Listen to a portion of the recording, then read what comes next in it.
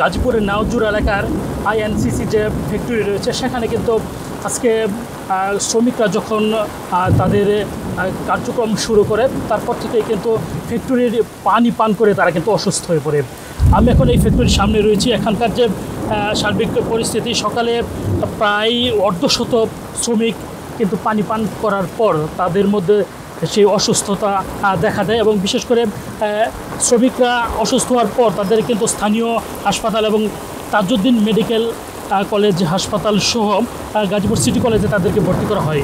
আমরা কথা বলেছিলাম ডাক্তারদের সাথে, তারা যেটি বলছেন আসলে পানিতে হয়তো কিছু রাসায়নিক জাতীয় কিছু রয়েছে যার জন্য কিন্তু এই শ্রমিকরা কিন্তু অসুস্থ হয়ে পড়ে।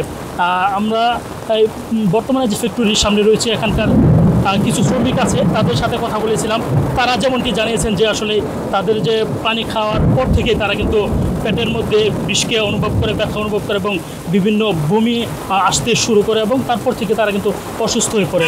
সর্বোপরি আমি যদি আপনাদেরকে আরেকটি বিষয় জানাই যে ফ্যাক্টরির কর্তৃপক্ষের সাথে আমরা কথা বলতে চেষ্টা করছিলাম। তারা বলছে যে আসলে তদন্তাধীন বিষয়, যে কীভাবে অসুস্থ হয়েছে সেটি কিন্তু তদন্ত করলেই বের হয়ে যাবে। আর পুলিশ এবং প্রশাসন রয়েছে, সব কিছু মিলিয়ে এখানকার অবস্থা এখন মোটামুটি স্বাভাবিক রয়েছে। রুগীরা আস্তে আস্তে সুস্থ হয়ে বাড়িতে ফিরছে। এই ছিল গাজীপুর থেকে আমার কাছে অসুস্থ হওয়ার সর্বশেষ খবর।